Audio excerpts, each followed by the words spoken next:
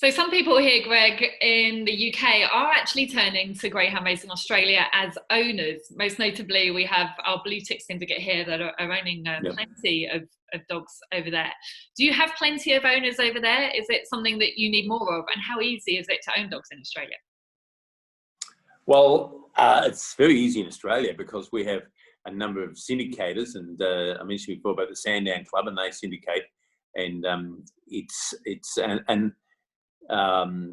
it's a cheaper sport to get involved in than horses because you're not paying a weekly fee. Once you paid your fee up the front and you get a 50-50 basis for the prize money, there's no more to pay. So that's an advertising opportunity. You can also advertise the Melbourne Cup, the Australian Cup, and the amount of prize money at the top end. And you can advertise the fact that we have greyhounds, quite a few now, who win over $1 million. So we can advertise all those things, and we can get people involved through syndication, so for small investments. So ownership's vital. And what's been picked up with Blue Tick and others overseas is that Australian prize money is good, and you can have the same thrill by watching it on your tablets and everything else. And you may even get them to come out like you did one day and watch their own dogs race. So look, I think it's an increasing opportunity. One thing we do have here, all owners have to be living in Australia. So you have to come through a syndication model because of the welfare. We're very particular on what countries we deal with and how we allow the traffic of dogs. They have to go to countries that have a welfare policy. And the same with owners. We can't have an owner from the middle of England who takes his dog back and then sends it to a country that doesn't have a welfare policy. So, but there's ways to work within those rules by having an association with, as Blue Tick's done with a great guy called, there's many other opportunities in Australia to race greyhounds. And I remember back in Sandown days, we brought some dogs out from Ireland with Dolores Ruth. She sent some greyhounds out to Cal and to us, and the opportunity's there if anyone wants to get involved. Oh, definitely that two-way relationship I'd love to see more of. I think there's many of us that would. Is it quite feasible then as an owner in Australia that you would actually make money?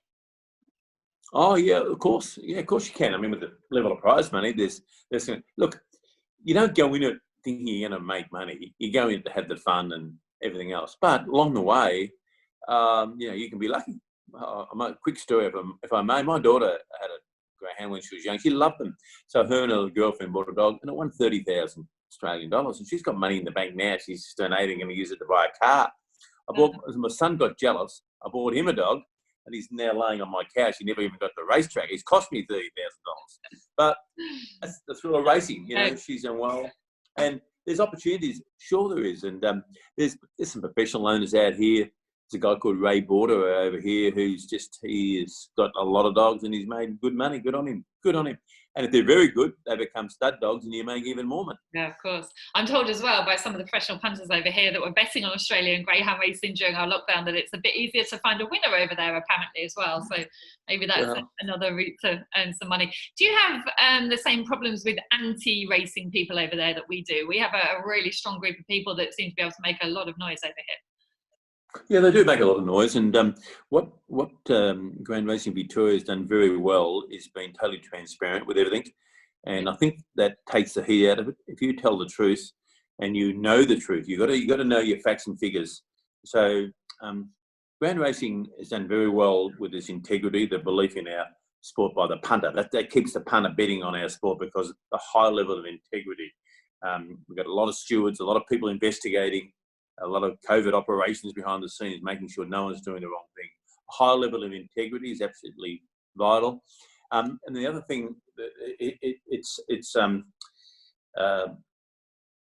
just become the RSPCA was called the Royal Society of Prevention of Cruelty to Animals in Australia, and there's other groups. We've actually brought them into our tent and explained to them what we're doing, and as I say, being transparent with everything we're doing.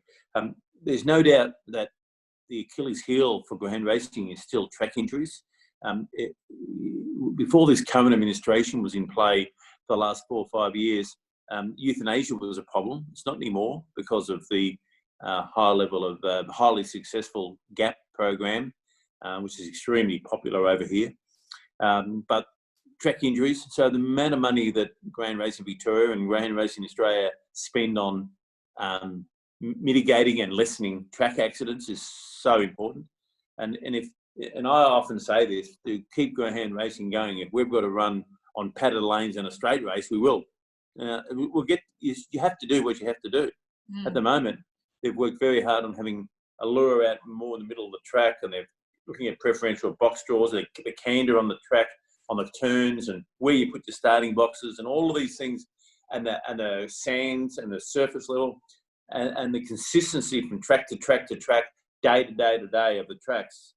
You need professional people. You need money to keep working on these tracks to lessen track injuries, and that's pretty much what's happening here in Australia. In all walks of life, Greg, you get bad eggs in every sport for sure, certainly where there's gambling involved. How do you deal with those people? Let's say there was a trainer who wasn't doing things right, or the way, looking after the dogs. How would you deal with those sorts of people? Well, it's luckily I can tell you that I think the industry is coming a little bit self-regulating. What's happened? We had a bad situation here 4 or 5 years ago, some live baiting, and the industry was at threat.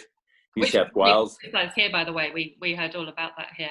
Sure, and I think, and the GRV employed a lot of investigators and a lot of really smart COVID operations behind the scenes in monitoring what was going on out there in trainer land. But also, people encouraged to drop us a line and tell us what was going on. We had opportunities for you, dobbing, as they say, it's not an Australian way, but it had to be, because the industry was under threat unless you were honest, unless you dobbed in someone or you made it repugnant amongst each other when you were talking to do the wrong thing. And that's been the change in the whole attitude. And look, I'm not saying there's still not, 5% who push the barrow and do the wrong thing, but the amount of testing that's done pre-race, in the car parks, post-race, after race, at the kennels, testing's done all the time, the operations behind the scene for what's going on, and then the information we're getting from other people in the industry to make sure our industry stays, strong, stays true, has helped self-regulate a little bit. I reckon we're doing okay in that area. Cross fingers, because we can't afford another TV story about a wrong person, because they're only a small minority in the industry, and we've got to stamp them out. So a wrong person, just to be clear. Yeah. And get rid of them? Beg pardon? Would you ban them? Are they out? Oh no, they get life. They get 5 years. They get 10 years.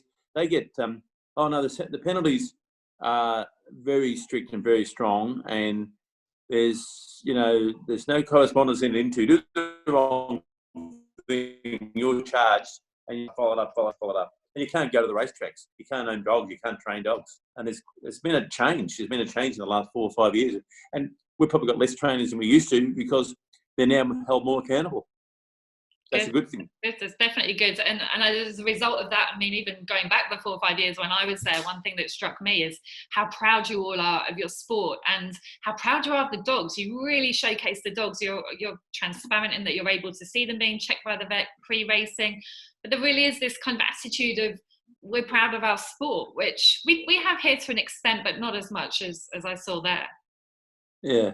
Oh, yeah. Well, I'm glad you picked that up, because, I feel that while we're only a minor sport in comparison to some others, there's a long, strong history in Australia of greyhound racing, and it's gone from generation to generation. There's a lot of family interest in it as well, and we encourage those stories of the family-owned greyhounds and the family coming in and watching their dog. And I talked about my daughter before, who loves the greyhounds. I think those things are all good. They're good, wholesome family things to do.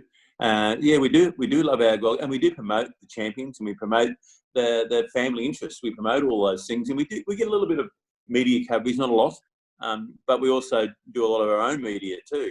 Especially with social media now, we do a lot of our own social media. So, yep. And you say not a lot of media, but it's certainly more than we get here. So you would be on radio stations regularly, and also you still have Sky Racing, don't you? Which we sadly miss now. Yeah, we do. We have, just in Melbourne, the capital city here, we have 2 radio stations broadcasting races. One's a new one. It's called SEN Track, and it just concentrates on greyhounds and horses, and it tells a story, and it's got time to tell a story, and it's going well. And it's also got a lot of young people involved, and they talk the language now that we need, that language that young people like to hear and can engage with and bet, get the confidence of those people they're listening to bet on our sport. And so in that regard, we do get a bit of media coverage, and we do create our own, and we do pay for our own. We do a lot of advertising too. And again, with that money situation we have, we spend money back with these radio stations and TV stations to make sure our voice is heard, our stories told. Which really works. It's a great idea. I just want to finish this part by indulging both of us really and just reliving the night of the Melbourne Cup that I was there. So much more than just dog racing. There was so much more going on. I think I remember you spinning a wheel with a lady who could have won £100,000 or something, and she got close to something. I mean, there was motorbikes flying through the air. There was fireworks, which we wouldn't have at a dog track, but it didn't seem to bother anyone. There was oyster bars. There was just endless things going on, and and the competition itself, I should say, 2 runs for those who don't know, 2 runs, and what's the first prize? The Melbourne Cup then, when you were there, might have been about $500,000 to the winner. I can't remember what. It's up in that sort of realm. The plan is to increase that in the next few years. Probably held up a little bit by the COVID situation, but they had a plan there to get a new series called the Diamond Series, which is a collaborative series around Australia, lifting above Group 1 to another level of prize money. And the prize money is good. The atmosphere, the Melbourne Cup's a tradition over here, like the horses, the Greyhound Melbourne Cup, the Australian Cup at the Meadows. They're fantastic nights out. Big crowds. You can't fit any more people in. I think 2 years ago, I think we did about 900 for dinner in different marquees and everything else. So it's a big betting night too. They bet, and we have a lot of competition. A lot of fun. Take a lot of work, and I've done my last one in 2019.